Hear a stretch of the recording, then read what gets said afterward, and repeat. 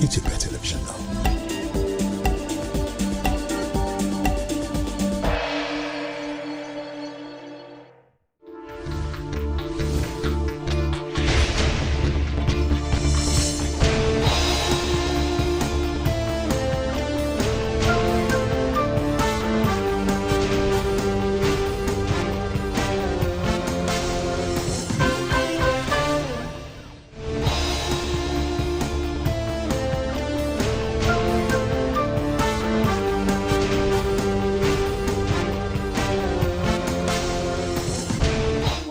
ጫላ ከኑ በርባችሱ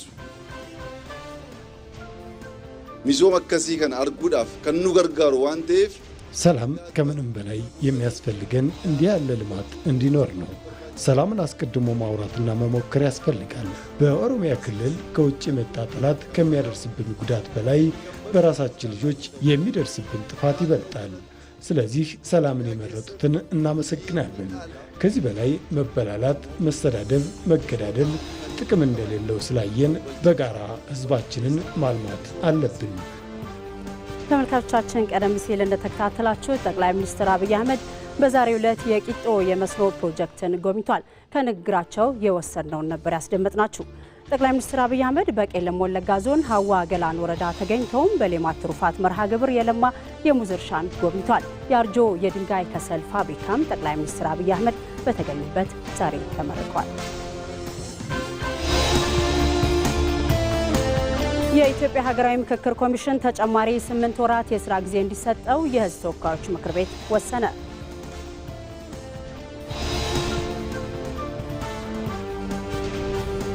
ጤና ይስጥልኝ እንደምናመሻችሁ የተከበራችሁ ተመልካቾቻችን። ከኢትዮጵያ ቴሌቪዥን የረቡዕ ምሽት የኢቲቪ 57 ዜናዎቻችን ተጀምሯል። ከዜናዎቹ ጋር አልጋነሽ ተካነኝ፣ አብራችሁን ቆዩ።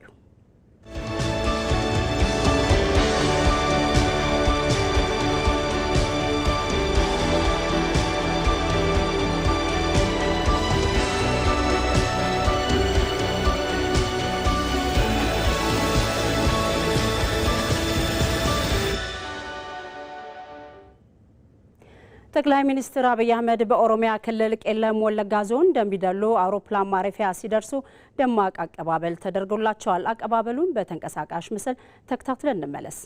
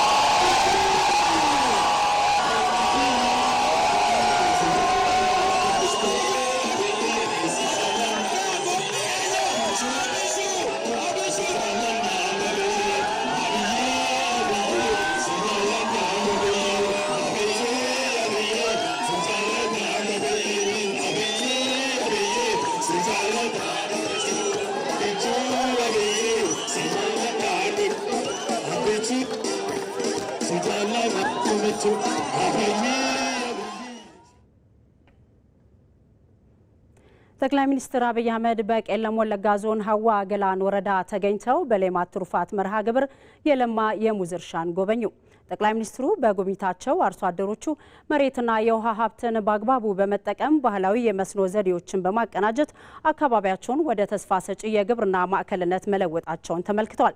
በተለይም የመንገድ መሰረተ ልማት መገንባት የአርሶ አደሩን ምርት በቀላሉ ወደ ገበያ ለማድረስ የፈጠረው እድል እጅግ የሚያበረታታ መሆኑን የገለጹት ጠቅላይ ሚኒስትር አብይ አህመድ የልማት ጥረቶች ከማህበረሰቡ ፍላጎት ጋር ሲናበቡ የሚገኘውን ውጤት በተግባር መመልከታቸውን ገልጸዋል።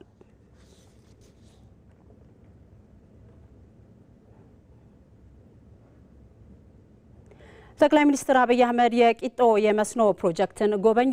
ለሰዲ ጫንቃና ሀዋ ገላን ወረዳዎች ትርጉም ያለው ለውጥ እያመጣ የሚገኘው የቂጦ የመስኖ መሰረተ ልማት ፕሮጀክት ለግብርናው ዘርፍ አዲስ ገጽታ እየፈጠረ ይገኛል። ጠቅላይ ሚኒስትሩ በማህበራዊ የትስስር ገጻቸው ላይ ባሰፈሩት መልእክት ፕሮጀክቱ የአካባቢውን የተፈጥሮ መልክዓ ምድር በአግባቡ በመጠቀም ለግብርና ስራ የማይቋረጥ የውሃ አቅርቦት እንዲኖር ታስቦ የተተገበረ መሆኑንም ጠቁሟል።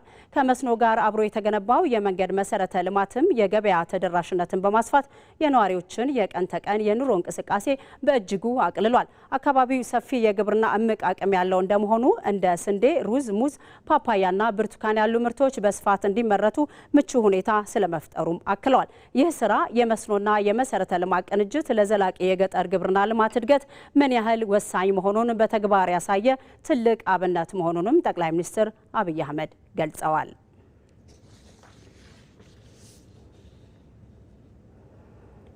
ወደ ዝርዝር ዘገባዎች እንሻገራለን። 10,000 አባወራን ተጠቃሚ የሚያደርገው የቄጦ መስኖ ልማት ፕሮጀክት የሰላም ውጤት እንደሆነ ጠቅላይ ሚኒስትር አብይ አህመድ ተናገሩ። በቄለም ወለጋ ልማትን ሰፋፊ ልማትን ለማከናወን አሁንም ዘላቂ ሰላም አስፈላጊ መሆኑን ነው ጠቅላይ ሚኒስትር አብይ አህመድ በአጽንኦት የተናገሩት። አቤል ሙልጌታ በዚህ ጉዳይ ላይ ዝርዝር ዘገባ አለው። በኦሮሚያ ክልል በቄለም ወለጋ ዞን የሚገኘው የቄጦ መስኖ ልማት በጠቅላይ ሚኒስትር አብይ አህመድ ተጎብኝቷል።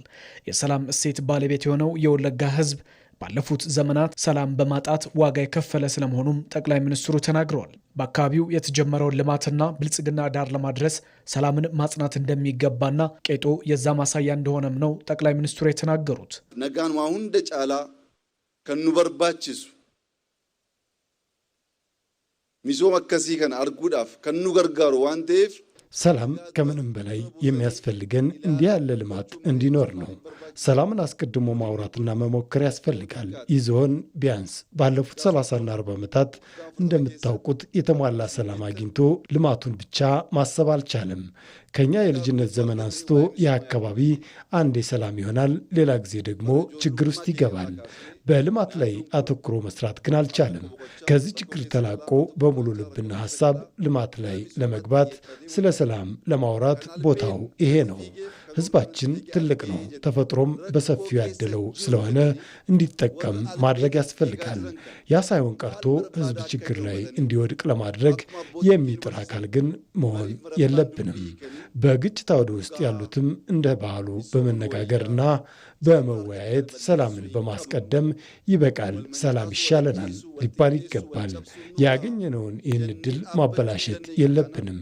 እርስ በራስ መገዳደልና መጠፋፋት ይበቃል ብለን የማናስቆማቸው ከሆነ አሁን ያየነውን ልማት ማስቀጠልና ማስፋት አይቻልም።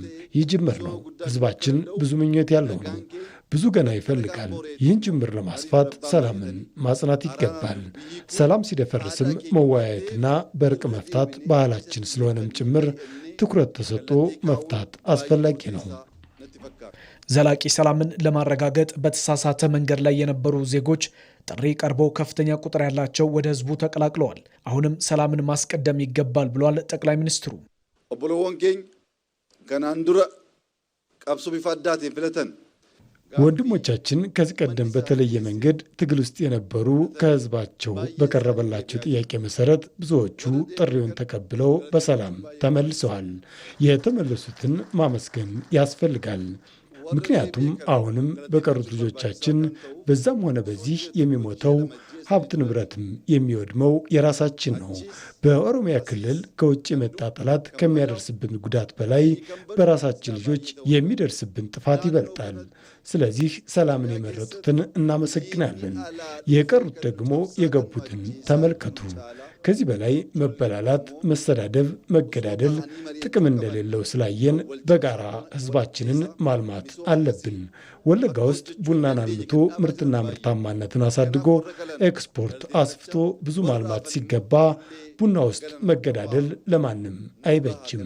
የቄጦ መስኖ ልማት ፕሮጀክት አሁን ላይ ከ10 ሺህ በላይ ዜጎችን ተጠቃሚ የሚያደርግ ነው። በአካባቢው በሰላም ችግር አሁንም የቆሙ ፕሮጀክቶች እንዲሰሩ በትጥቅ ትግል ላይ ያሉ ወንድሞች የሰላም መንገድን እንዲመርጡ ማድረግ ያስፈልጋል ብለዋል ጠቅላይ ሚኒስትር አብይ አህመድ። ሀረ ቄጦን ሄክታር ኩመሸን ማቲ ኩመኩዳን ኦል እትገርጋረሙ ከንደንዴኩን ዛሬ የቄጦ መስኖ 5000 ሄክታር መሬት የሚያለማ 10,000 አባወራ ተጠቃሚ የሚያደርግ ነው ስንል ይህ ጅምር ነው፣ ማስፋት ያስፈልጋል። በሰላም እጦት ብዙ ተጀምረው የቆሙ ልማቶች ምን ያክል ዘመን እንደቆሙ ማሰብ ያስፈልጋል። የልማትና የሰላም ስራ እንዲሁም ራስን መለወጥ ላይ አብሮ መቆም በጣም ያስፈልጋል። የቄጦን ጥቅም ካልቀመስነው አናውቀውም። ለምን ድሮም ወንዙ ነበረ። ነገር ግን ለልማት ውሎ አገልግሎት ላይ እስካልዋለ ድረስ ጥቅም አልባ ነው የሚሆነው። ይህን ለማድረግ እንድንችል መላው ወለጋ ሰላምን እንዲጠብቅና ሰው ተንቀሳቅሶ መስራት እንዲችል ልጆቻችንን በሙሉ ልብ ይበቃል፣ ወደ ልማት መመለስ አለብን የምንልበት ዘመን አሁን ነው። ከዚህ ውጭ ስንጓዝ ግን እድላችን ስለሚበላሽ አባቶች ለምናችሁና መክራችሁ ልጆቻችንን መልሳችሁ በሙሉ ልብና ሐሳብ ልማት እንድንሰራ የድርሻችሁን እንድትወጡ ያስፈልጋል። አሁን በቄለም ወለጋ የታየው የልማት ጭላንጭል ወደ ተሟላ እድገት እንዲሸጋገር ሁሉም ጠንክሮ መስራት ይኖርበታል ሲሉም ነው ጠቅላይ ሚኒስትር አብይ አህመድ የተናገሩት። የቄጦ መስኖ ልማት ፕሮጀክት 5000 ሄክታር መሬትን የሚያለማም ነው። ጠቅላይ ሚኒስትር አብይ አህመድ በአርጆ የድንጋይ ከሰል ማጠቢያ ፋብሪካ ያደረጉትን ጉብኝት በተንቀሳቃሽ ምስል ተከታትለን እንመለሳለን።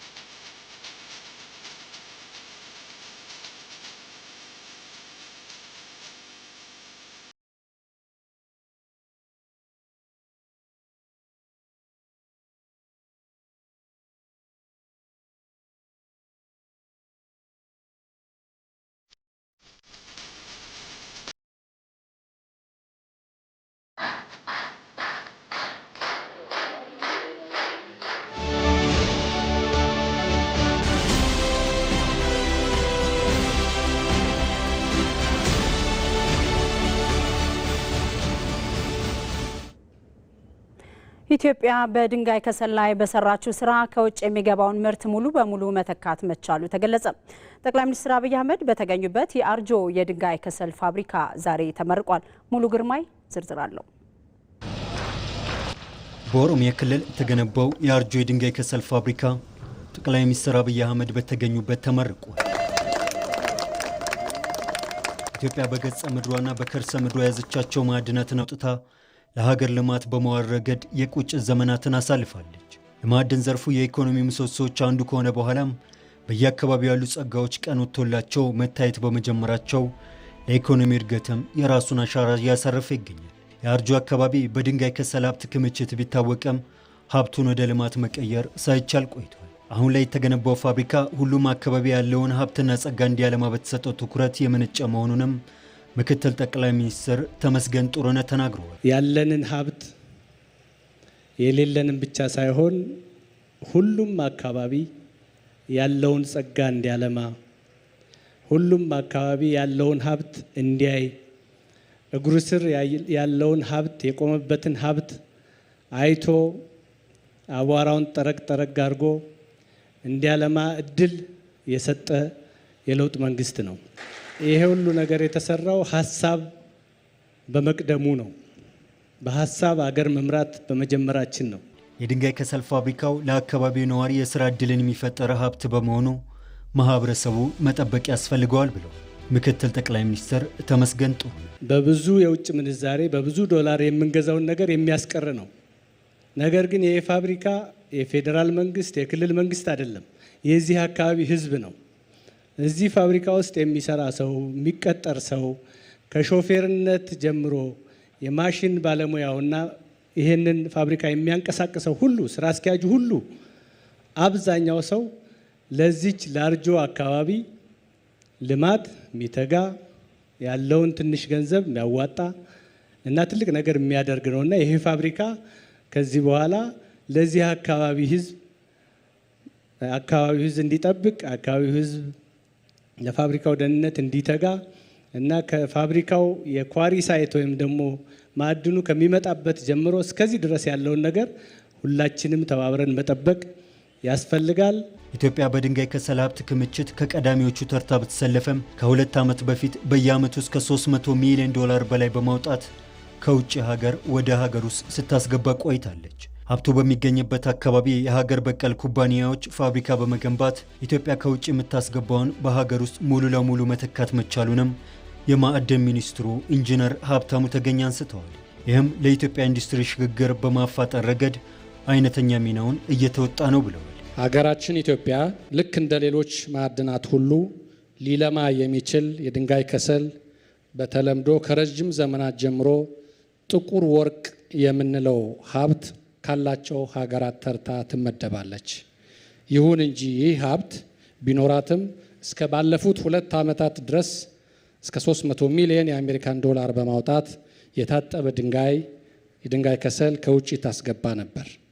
በከፍተኛ የውጭ ምንዛሪ ወደ ኢትዮጵያ የሚገባውን ለሲሚንቶ፣ ለብረት፣ ለሴራሚክና ሌሎች ፋብሪካዎች ፍጆታ የሚለውን እስከ 2.3 ሚሊዮን ቶን የሚደርሰውን የድንጋይ ከሰል መንግስት በሰጠው ከፍተኛ ትኩረት ሀብቱ በሚገኝባቸው አካባቢዎች ለሀገር በቀል ኩባንያዎች የከሰል ማቀነባበሪያ ፕላንት እንዲገነቡ ተደርጎ በሀገር ውስጥ ምርቱ ሙሉ በሙሉ እንዲተካ ተደርጓል።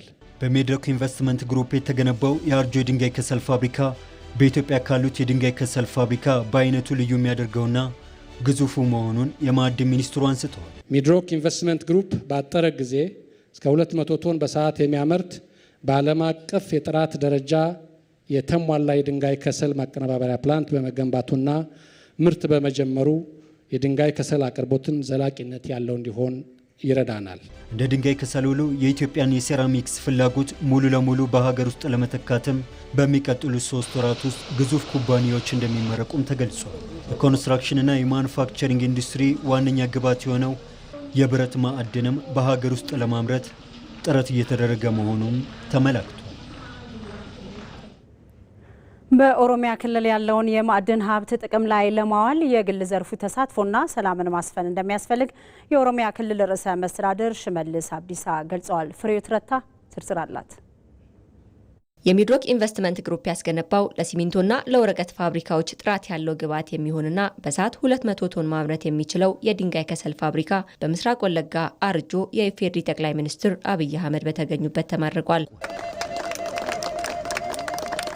የማዕድን ዘርፉን በትኩረትና በእውቀት እንዲመራ በመንግስት በተቀመጠው አቅጣጫ በኦሮሚያ ክልል በርካታ ስራዎች እየተሰሩ ነው ሲሉ የኦሮሚያ ክልል ርዕሰ መስተዳድር ሽመልስ አብዲሳ በምርቃቱ ላይ ተናግረዋል። ሙሜ ሚኒስቴር ኬኛ ዶክተር አብይ አህመድ ኢኒሼቲቭ ከነረት ቦጫኒ ጠቅላይ ሚኒስትር አብይ አህመድ በቀረጹት ኢኒሼቲቭ ዘርፉ በእውቀት እንዲመራ የግሉ ዘርፍም ካፒታሉና ቴክኖሎጂውን አጣምሮ እንዲሰራ ትኩረት ተሰጥቶ በተሰራው ስራ በክልላችን በማዕድኑ በኩል የመጀመሪያው እርምጃ ተወስዷል። ከፍተኛ ማዕከለኛና አነስተኛ ኢንዱስትሪዎች ጋር በተገናኘም ሰፊ ስራዎች እየተሰሩ ነው። በክልላችን ያለውን ከፍተኛ ሀብት በቅጡ ማስተዳደር ከተቻለ ትልቅ ውጤት ማስገኘት ይቻላል። ክልሉ በማዕድን ሀብት የበለጸገ መሆኑን የተናገሩት ርዕሰ መስተዳደሩ ሀብቱ ጥቅም ላይ እንዲውል ህብረትና ጠንካራ አመራር ያሻል ብለዋል። ኬሰቱ ናኖን ኦሮሚያ ሊጥን ኦሮሚያ የኦሮሚያ አካባቢዎች በተለይም ምዕራብ ኦሮሚያ 3 የወለጋ ዞኖችን ጨምሮ ኢሉባቡር፣ ቡኖና ጅማ በማዕድን የበለጸጉ አካባቢዎች ናቸው። ይህን በአግባቡ ለመጠቀም ግን ሰላምና መረጋጋት የግሉ ዘርፍ ኢንቨስትመንትን የሚሻ ጉዳይ ነው። በእነዚህ ላይ ጠንክረን ከሰራን በማዕድን ዘርፉ ውጤታማ ሆነንና ህዝባችንን ተጠቃሚ ማድረግ እንችላለን። የአርጆ የድንጋይ ከሰል ፋብሪካ ተኪ ምርቶች በሀገር ውስጥ እንዲመረቱ መንግስት ለግሉ ዘርፍ የሰጠው ትኩረት ውጤት ነው ያሉት ደግሞ የሚድሮክ ኢንቨስትመንት ግሩፕ ስራ አስፈጻሚ ጀማል አህመድ ናቸው። የሀገር ውስጥ ምርትን በማሳደግ ኢምፖርት ሰብስቲዩት ለማድረግ የተሻለ ፖሊሲ ተቀርጾ ይህንን ለመስራት የመንግስት ማበረታቻዎች ተሰርተው ወደ ስራ እንድንገባ በመደረጉ እኛም ወደዚህ ስራ ገብተን ሀገራችን በውጭ ምንዛሪ ከደቡብ አፍሪካ፣ ከአውስትራሊያ በኢትዮጵያ መንግስት ኢምፖርት ይደረግ የነበረው ምርት ምንም አይነት የውጭ ኬሚካል ወይም የውጭ ጥሬ ዕቃ ሳንጠቀም ሀገራችን ባላት የተፈጥሮ ሀብት ብቻ አጥበን ፕሮሰስ አድርገን የምናመርተው ሌሎች ፋብሪካዎች ደግሞ ይሄን ተጠቅመው ምርት የሚያመርቱበት ፕሮጀክት ስለሆነ ይሄ ፕሮጀክት የተለየ ነው። የኛ ፋብሪካ ቤኔፊሺየሽን ፕላንት የሚሉት ነው። አገሪቱ ውስጥ ከዚህ በፊት ከተመረቁትም የተለየ ነው። በሰዓት 200 ቶን ማምረት ይችላል። ከዛ በተለየ ግን በአመራረት ጥራቱ ልዩ ያደርገዋል። በኢትዮጵያ በተለያዩ መስኮች ኢንቨስት በማድረግ የሚታወቀው የሚድሮክ ኢንቨስትመንት ግሩፕ በቀጣይም ሌሎች ፕሮጀክቶችን ተግባራዊ እንደሚያደርግ አቶ ጀማል ተናግረዋል።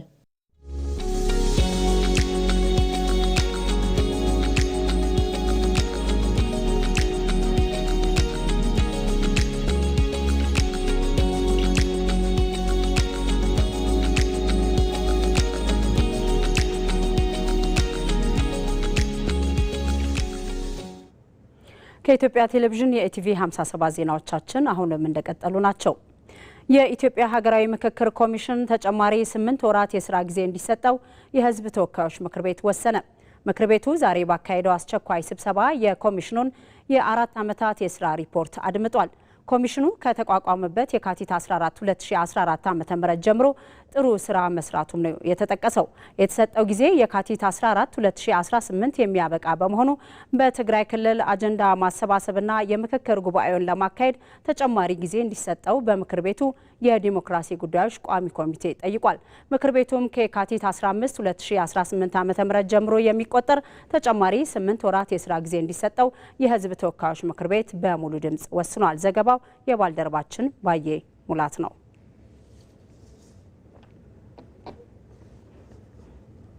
ኢትዮጵያና አየርላንድ በልማትና ኢንቨስትመንት በጋራ ለመስራት የሚያስችላቸውን ስምምነት ተፈራርመዋል። የአየርላንድ የልዑካን ቡድን ከውጭ ጉዳይ ሚኒስትር ዴኤታዎች ጋር ተወያይቷል። በስምምነታቸውም የኢኮኖሚ ትብብርን ማጠናከር፣ በፋርማሲና በቴክኖሎጂ ረገድ በጋራ ለመስራት ከስምምነት ተደርሷል። አየርላንድ የአውሮፓ ህብረት አባል በመሆኗም ኢትዮጵያ ከህብረቱ ጋር ያላትን ግንኙነት ለማጠናከር እገዛ እንደምታደርግ በስምምነቱ ወቅት ተገልጿል። ዘገባው የባልደረባችን ሳምሶን በላይ ነው።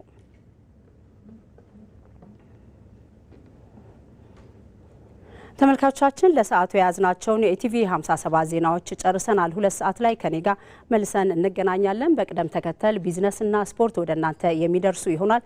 መልካም ቆይታ ይሁንላችሁ።